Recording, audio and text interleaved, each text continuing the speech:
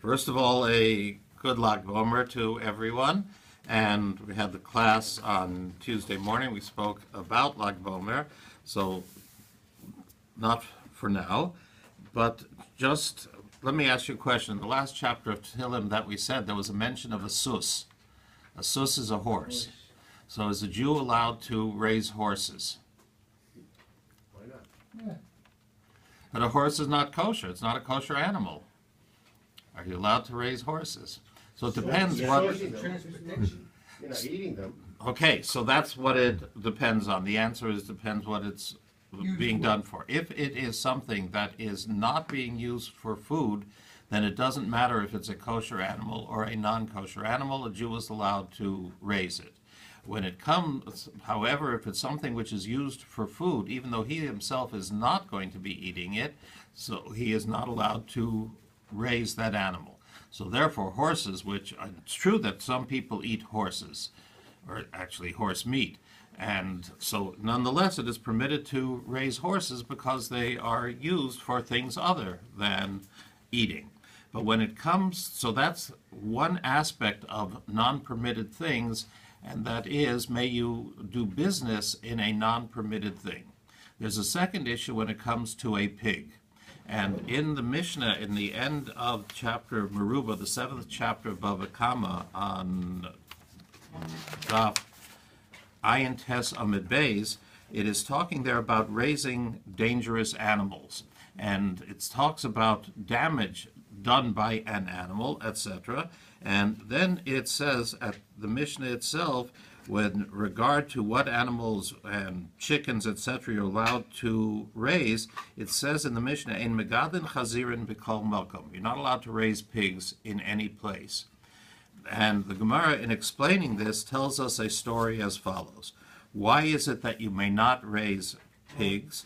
Because during the time of the family of the Hashmonaim, after the days of the success of the Hashmonaim against the Greeks, as years go on, there becomes within the family of the Hashmonaim a fight between two pretenders to the throne. There is Hyrcanus and Aristobulus. Hyrcanus, the Gemara tells us, is inside of the city of Yerushalayim. However, it is laid siege to by Aristobulus, who claims the throne.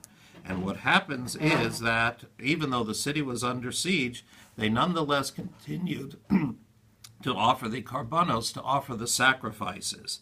And the Gemara says that each day they would lower a basket of dinarim, of cash, and the money went down, and the people on the outside would put in an animal that was going to be used for the karban tamid, for the daily sacrifice, and then that was raised up over the walls and brought as the sacrifice. Then the Gemara says that there was a person there, there was an old man over there who knew Greek. Now, knowing Greek is a separate story, but just leave it as follows. In other words, he was a follower of the Greek custom, not of Jewish custom. And what he says is, you know something, as long as the Jewish people are doing the avodah, are doing the service in the temple, you won't be able to take over the temple. And therefore, what happened the next day, when the basket of money came down from the people inside who wanted to get the korban, the animal, to be offered as a sacrifice, instead what they did was they put a pig into the basket. And as they started to raise the basket up, it says that when the pig got halfway up the wall, it stuck its claws in. Do pigs have claws? It stuck its paws. It stuck its feet into the walls of the wall around the city of Yerushalayim. And what happened was, when Izdaza Eretz Yisrael Arba Meos Parsa al Arba Meos Parsa, and Eretz Yisrael shook 400 parsang by 400 parsang. There was like an earthquake. The entire land of Israel shook because of what was happening over here. And at that time, Amru, they said, Ora ha'ish yegadol hazerim, cursed is the man who raises pigs, or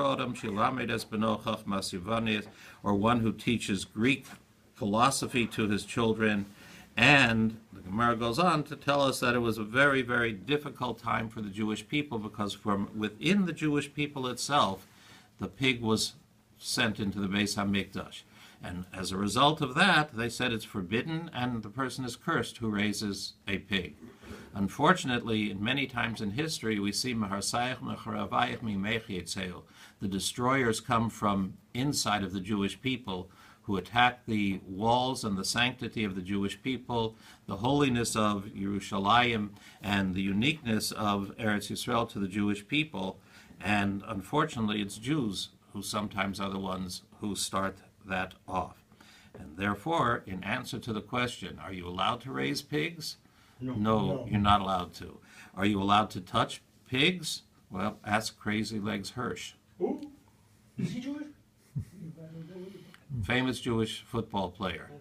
You're allowed to. As a matter of fact, Tosfos in the 1500s talks about a ball that was used and brushes that were made out of pig's hair and things like that, that it was permitted to do.